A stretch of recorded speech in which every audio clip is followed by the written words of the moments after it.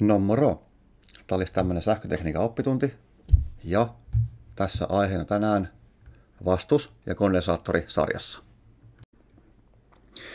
Ja hommahan nimi on semmoinen, että jos oli kattanut sitten ne muut oppitunnit tuossa jo valmiiksi, niin siellä oli sitten niitä komponentteja. Oli siis R, eli vastus, totta kai tossa. Sitten oli kondensaattori. Piirrosmerkki oli tämmöinen 2 yhtä korkeita viivaa täällä, näin. Ja kela oli tässä, on näin. Niin totta kai niistä voi tehdä jonkinnäköisiä yhdistelmiä, oli näin. Niin yksi on se, että vastus- ja kondensaattorisarjassa, eli pitäisi nämä tässä, sehän olisi tämmöinen, että pistä tosta tonne ja sitten tässä olisi näin tuolla. Sen nimi on RC-piiri, on tossa. No, jos meillä sitten on joku tämmöinen virtapiiri, missä meillä on sitten vastusta ja sitten on reaktanssia, niin taas tulee uusi yksikkö. Nimittäin siinä käy näin, että tavallisesti, jos meillä oli 2 vastusta kytketty sarjaan, näin, täällä, vaikkapa 3 ohmia ja 7 ohmia, niin näistä tuli suoraan 10 ohmia, on näin. Se on tässä. Niin tämä ilmiö suoraan lasketaan yhteen näin. Se toimii ainoastaan näillä vastuksilla, että se ei toimi silloin, jos meillä on joku vastus ja sen perässä on kondensaattori, jossa oli reaktanssia, niin silloin lasketaan vähän eri tavalla. Näin, ja se uusi tämmöinen asia on impedanssi, joka on se kokonaisvastus, kun meillä on kysymyksessä vaihtovirtapiiri. Ja tässä tapauksessa se on sen RC-piirin impedanssi, joka on sitten myöskin, taas tulee ohmeja, ja vielä tulee uusi kirjain, ja se on zeta.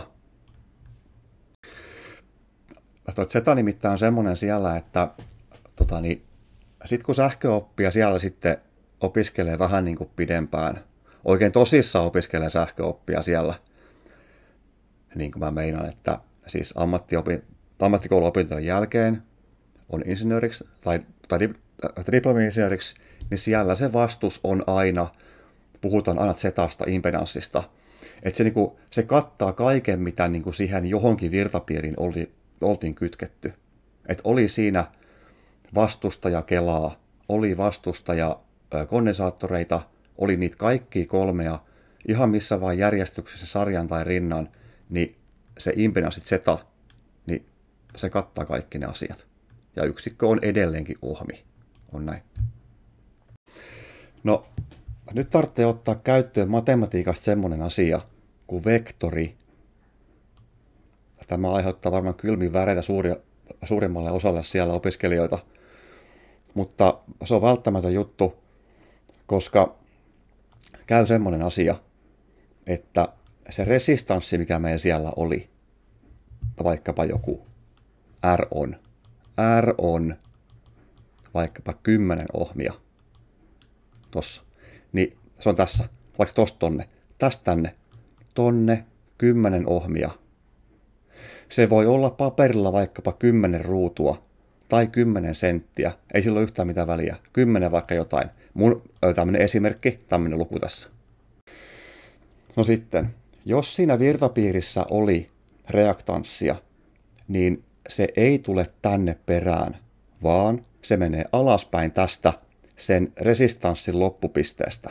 Tosta menee tänne, on näin.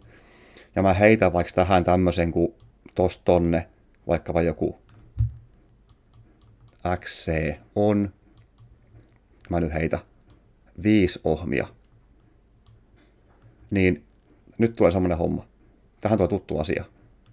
Jos meillä on tässä suorakulmainen kolmio, muodostuu, eli se ihan alkupiste tuolta tähän loppupisteeseen, niin tämä on se impedanssi. Ja miten semmoinen lasketaan.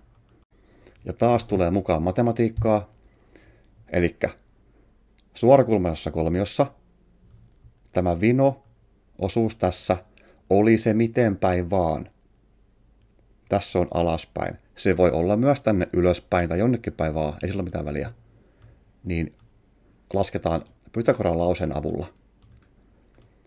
Ja se on näin, että siis Pythagoran lauseella voi ratkaista suorakulmaisesta kolmiosta mitä vaan niitä pituuksia, kunhan 2 tiedetään.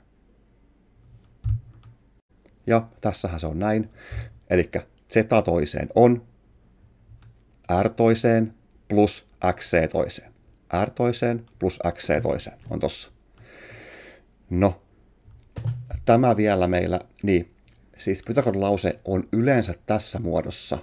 Jossakin siellä kirjoissa on näin, mutta tämä ei vielä anna meille mitään. Tästä pitää tehdä tämmöinen temppu, että otamme tästä koko paketista 4 juuren.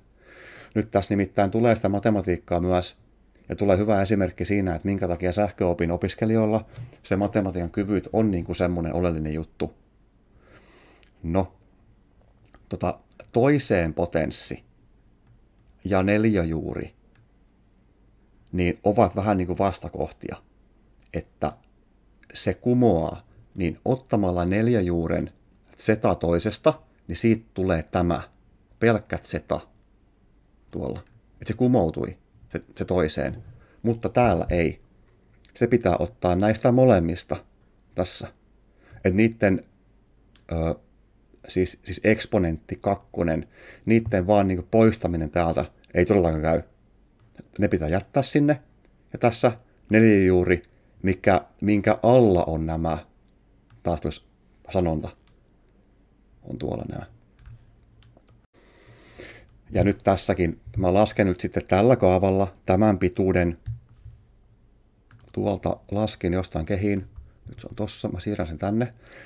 Elikkä taas tulee, minkä takia kansi olla tämmöinen laskin, missä on tämä symbolinen toiminto, niin tässäkin tuolla 4 juuri painike. Sitten tulee r toiseen 10 potenssiin 2, toi painike tossa, plus x toiseen, se oli 5, 5 toiseen on. Sitten tästä tulee aina tämmöinen joku vastaus, ja SD-painikkeella taas sai sen tähän niin kuin desimaalimuotoon, niin se onkin 11,2 pyöristettynä. Ei ollut 15. Ei lähelläkään ollut 15. Se oli näin. Tuolla. Sitten taas semmoinen muistisääntö on näin, että impedanssi, se vastaus, niin se on aina suurempi. Zeta oli tässä, mä pistän näin pyöristettynä 11,2 ohmia. Niin tämä luku tässä on aina suurempi kuin kumpikaan näistä on näin. Et jos tästä olisi tullut vastaus vaikka kuin 7, olisi laskettu väärin. Kyllä. Se on näin. Eli jos olisi tehnyt tämän, että 10 senttiä tonne päin, 5 senttiä alas, niin viivottimella olisi katsonut tosta, olisi tullut noin 11 piste joku ja pari milliä päälle. Noin. Viivottimen tarkkuus on vähän se ja se, koska yleensä lyijykynän paksuus sitten siinä on myöskin pari milliä, niin poispäin. Ja vielä tuossa tämmöinen virtapiirijuttu, tämän tästä sivuun, näin, niin tuolla, että tämä tässä olisi konkreettinen RC-piiri, tuossa vaihtovirtalähde, joku vaan, ei sillä ole mitään väliä, mikä se tässä on, R ja C. Vastus, kondensaattori, ohmeja, tästä tulee ohmeja, tästäkin tulee ohmeja, mutta tässä oli vektori, oli tonne suuntaan, tämän muodostama X, se on siitä tänne suuntaan, ja taas semmoinen homma, että tämä tässä, tuolla, tämä jännitelähde, se näkee ainoastaan tämän zetan siellä. Se ei tiedä yhtään siitä, että onko siellä R vai C vai miten paljon mitäkin on. Se näkee ainoastaan sen, että siellä oli 11,18 ohmia. Noniin, tuosta toi pois ja noin ja näin. Noniin, sitten tuosta mennään itse konkreettisesti tämmöisen esimerkkiin. Se voi tuntua vähän tyhmältä näin, että niin nyt kun tässä on vaan tämmöinen joku jännitelähde ja joku tommonen ohmi täällä, ja täällä on tämmöiset tässä, niin että miten niin kuin sitten tästä tämmöisen tekisi johonkin piirilevylle. No ei se ole mikään erikoinen juttu. Semmoinen video on olemassa kuin mikä on funktiogeneraattori. Sillä saa tässä niin kuin, ulos jännitettä. On tossa taajuus. Siis taajuuden pystyy sääntämään ihan mikä haluaa. Ja näitä komponentteja täällä sitten näin, että ne voi tehdä itse sitten ostamalla jostakin tai hommamalla jostakin lokerikosta tämmöisen vastuksen, tämmöisen kondensaattorin, juottaa ne vaikka tuossa yhteen, tulee tämmöinen asia. No joo. Et ehkäpä se nyt tässä, kun tänä päivänä opiskellaan, niin näin, niin tästäkin tulee vastaukseksi pelkkä joku resistanssi tai impedanssi. Niin ei niinku tapahdu niinku mitään. Että se on niinku tämmöinen juttu, mutta tämä on se koko homman perusta. No joo, saarna ohi, mennään itse asiaan. Elikkä jos pitää laskea se impedanssi, on näin, niin tässä meillä on selvillä jo sen vastuskolmion, se vaakaosuus. Niin se on niinku toi. Se on niinku tämä. Se on niinku tossa. Näin. Ei tarvitse niinku laskea sitä mitenkään vielä erikseen. Mutta meidän pitää tehdä se, että pitää laskea tämän kondensaattorin muodostama kapasitiivinen reaktanssi, joka tehtiin tämmöisellä kaavalla. Ja taas sama juttu. Hommakkaa tämmöinen laskin, missä on tämä jakolaskutoiminto. Jakolaskutoiminto 1. Jaettuna 2πfc. Jos nyt te tiedä, miten nämä tässä tarkoittivat, niin katsokaa semmoinen video, että kondensaattorin vaihtosähköpiirissä, niin mä kerron siellä, mitä nämä tarkoittivat ja niin poispäin. Eli 1 jaettuna 2 kertaa pi kertaa 500 Hz, 500, ja sitten tulee aina näiden laskujen se vaikein osuus, on tässä 2,2 mikrofaradia, eli 2,2 kertaa siis 2,2 kertaa 10 potenssiin, mutta mikä? Mikro oli -6. -6. Millimikronanopiko, -3, -6, -9, -12. Tämä oli mikro. -6 on 114,7 pyöristettynä ohmia siis. Niin se lähti menemään tosta alaspäin. Tonne. No, sitten tehdään semmoinen homma, että näiden kahden muodostama impedanssi on tossa, ei ole suoraan pluslasku. Se on niin monta kertaa nähty, että se aina joskus tehdään näin, siis vahingossa väärin, mutta älä sä tee se näin, että tosta puhtaaksi toi jakolasku, nelijuuritoiminto, ollaan tässä kohtaa, R toiseen plus XC toiseen, 180 toiseen, plussa 144,7 toiseen on 230,9 tai 231 ohmia olisi tämän nimenomaisen virtapiirin impedanssi. Tai näiden kahden muodostama impedanssi.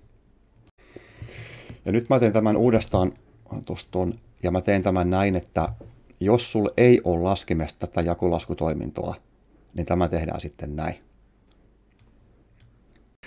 Sitten tästä kehin tämmöinen toinen laskin tossa, eli jos on semmoinen laskin, missä ei ole sitä jakolaskutoimintoa erikseen, niin kuin tämä tässä on yksi niistä, niin tossa 4 juuripainike, ja sitten pitää ottaa sulkumerkki. Äärimmäisen tärkeä homma. 180, sitten tossa on toiseen potenssimerkki, näin, plus se toinen, 144,7 toiseen, ja vielä sulut kiinni tosta on, antaa tuossa saman vastauksen, niin kuin täsmälleen sama, mikä oli sitten tässä aikaisemmin täällä, joka oli mulla tässä laskemassa tossa, 23095 jotakin. Se on niin kuin sama juttu, on tässä tämmöinen laskin. Että jos sen tekisi väärin näin,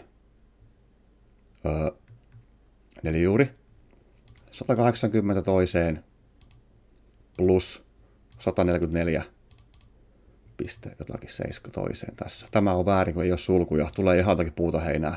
21 kiloohmia. Ei ole näin. Ei missään nimessä. Vaan sulut pitää laittaa. Tai sitten se, että hommaatte tämmöisen laskimen, missä on niin kuin kaikki nämä toiminnot täällä. Pääsee helpommalla. Että semmonen.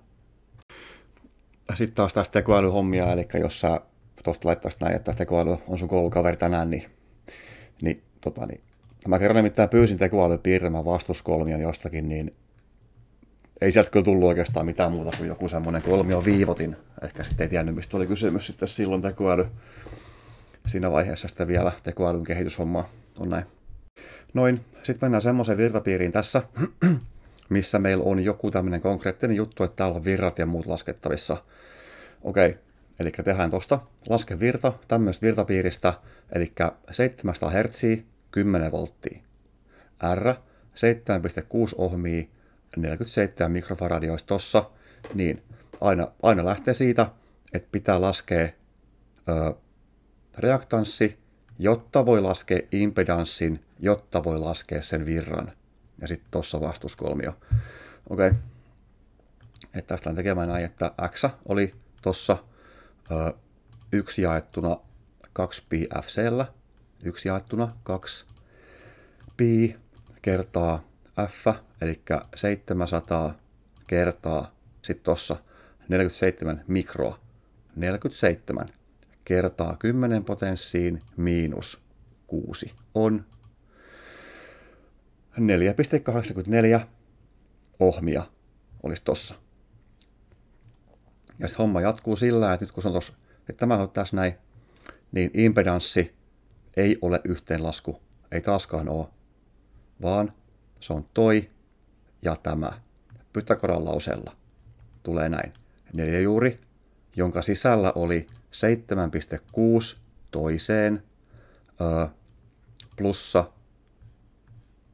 4,84 toiseen on 9 ja ihan vähän yli. Tuossa on suoraan 9 ohmiin tuossa.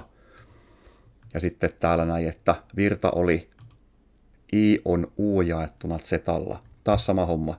Ei sillä ole mitään väliä, että mikä se on se. Niin tämäkin on ohmin laki, mutta se on vain eri kirjain tällä hetkellä se ohmit täällä. Jännite jaettuna ohmeilla, eli voltit jaettuna ohmeilla, niin tulee 10 jaettuna 9. Mä pyöristän sen näin, tuossa menee. Noin 1,1 vähän yli amperia. Oli sitten tämän nimenomaan se virtapiirin virta. Sitten taas sama homma. Eli tässä seuraavalla sivulla täällä on niitä tehtäviä tuolla. Niin kaikki tehtävät siellä menee samalla kuin nämä esimerkit täällä. Ei ole mitään jekkuja tai knoppeja. Kaikki menee samalle. Moro. No moro.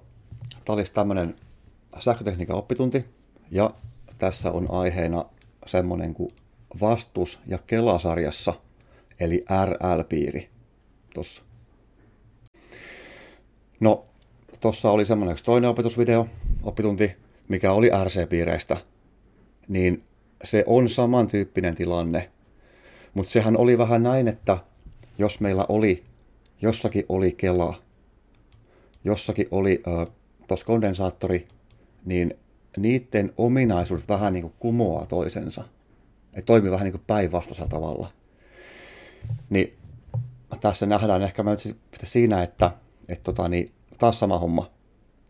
Että jos on joku vaihtovirtalähde ja sitten tässä on joku vastus ja joku kela, ei ole mitään väliä miten paljon ne on nyt sitten henryiltään tai ohmeiltaan, tämä on RL-piiri, niin sitten tulee sama juttu.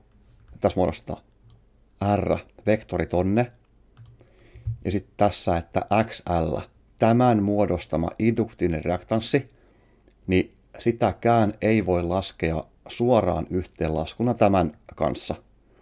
Siis mukamas saadakseen sen kokonaisvastuksen selville. Ei ole niin, vaan tuosta XL oli tuossa vektori ylöspäin siitä sen vastusvektorin niin kuin lopusta.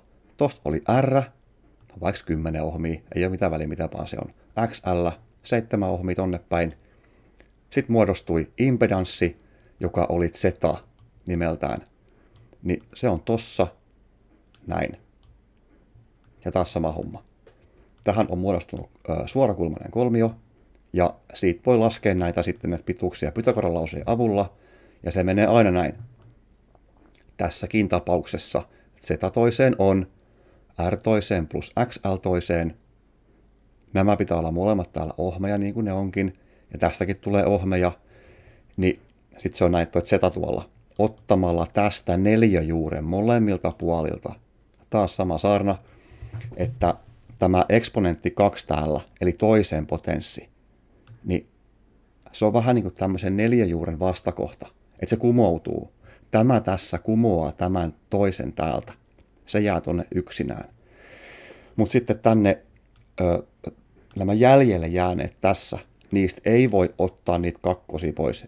Ei missään nimessä, vaan se neliöjuuri kattaa ne molemmat. On täällä. On näin. Tai sanonta, ne ovat sen neliöjuuren alla molemmat. Näin. No, sitten tässä on tämmöinen yksi pikku pointti, että liittyen ehkä niihin muihin, tai siis RC-piirin näihin asioihin myöskin, tässä toimii näin, että jos tarvitsee laskea jostain virtapiiristä, vaikkapa tämä luku tässä, toi, että kaikki mut tiedetään paitsi toi, okei, niin tähän käy ne perusmatematiikan laskusäännöt. Että tässäkin on näin, että tässäkin, jos tämä tässä, niin siis pitäisi laittaa näin, että tämä olisi yksinään siellä yhtälössä, on jotakin. Niin kaikki lähtee siitä, että se pitää jättää nyt tälle puolelle yksin. Niin ottamalla tosta kiinni ja laitetaan tämä ton yli tänne, niin kaikki muistaa sen. Ihan mikä vaan menee on-merkin yli, niin se etumerkki vaihtuu. Plussa muuttuu miinukseksi, miinus muuttuu plussaksi. Niin tässä kävi näin. Sitä toiseen, se oli siellä jo. Tää hyppäsi tonne, sitten tuli miinus r toiseen, on xl. No, sit moni ehkä sekoo siinä, että tässä näin, että nyt toi ja tämä pari tässä, ne vaan vaihdetaan niinku paikkaa tossa, jotta tämä olisi niinku ensimmäinen, siis tässä niinku järjestyksessä, on z toiseen miinus r toiseen, on tossa, ja sitten pitää käyttää samaa juttua, eli ottamalla sen neliöjuuren sitten sieltä, niin xl on tossa, ja sitten neliöjuuren alla on hieman muuttunut, z toiseen miinus r toiseen, on näin. Noin. Sitten tässä esimerkki, eli lasketaan sitten tästä tämmöinen virtapiiri, tästä vähän kaikki mahdollinen, ja sitten siihen tarvitsee jostakin tempasta laskin, noin, se on siellä. Ja vähän sitten tästä lähdetään liikkeelle katsoa, mitä me tässä ollaan haluamassa. Eli tuossa, että ensin impedanssi, vastuskolmio virta. Okei, että jotta me voidaan ylipäänsä laskea impedanssi, niin pitää laskea tästä induktiivinen reaktanssi ensiksi. Ja se kaava on nyt sitten on hieman helpompi omalla tavallaan kuin sen kondensaattorin reaktanssin laskeminen. Ja tässä oli näin. 2 kertaa pi kertaa f kertaa l. Niin jos tämä tulee nyt uutena tämä asia, niin katso semmonen video, mikä oli nimellä, sen nimi oli Kela vaihtosähköpiirissä, niin siellä kerrotaan, mistä tämä niinku tulee ja miksi se on tässä. Noin, no kuitenkin. Eli 2 kertaa pi kertaa f 50 kertaa sitten tossa toi, eli tässä 330 millihenryä. Tämä voitaisiin muuttaa 0,33 tai 330 kertaa 10 potenssi miinus 3, ihan kumpa haluaa. No, 0,33. Ja taas tulee sama temppu juttu, että minkä takia sen sähköoppien opinton alussa aina tankataan ja väännetään, käännetään niitä niin kuin millihenryjä tai milliohmeja kiloa tuolla, tehdään niin kuin niitä edestakas siellä. No joo, tulee semmonen kuin 103,7 ohmia. Okei. No sitten. Se on tuossa laskettu. Mä menen tuossa hieman alaspäin näin niin. Eli tämä oli tiedossa jo, se on tuossa täällä. 220 ohmia tänne päin, 103,7 ylöspäin. Ja nyt tämä vino-osuus tässä, taaskaan ei ole yhteenlasku suoraan, vaan Pythagoras-lauseella mennään 4 juuri r toiseen, ollaan tossa, 220 toiseen, plussa se äskeinen vastaus, kun laskettiin 103,7 toiseen on 243,2 ohmia on tossa. Olisi näin. Eli toi suomeksi. No sitten virta.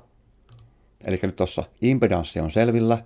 Koko sen virtapiirin, se vaihtovirtavastuus eli impedanssi, on I on U jaettuna Z:llä.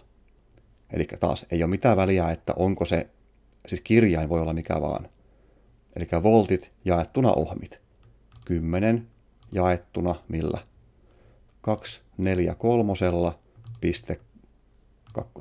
on 0,0411. Niin tässä eng-painike tekee meidän puolesta kaikki muunnokset 41,1 milliamperia. 10 potenssiin minus 3 oli milliamperia. No, sitten seuraavaksi seuraavalla sivulla on niitä tehtäviä liittyen tähän kappaleeseen täällä. Niin ne kaikki tehtävät siellä on ihan samanlaisia kuin nämä esimerkit. Ja niin kuin samat työvaiheet menee siellä. Eli muistakaa käyttää niitä sulkumerkkejä, jos sit ei ole semmoista laskintaa, että on toiminto, olisi tässä joku muu, niin muistakaa käyttää sit sulkumerkkejä ja niin poispäin.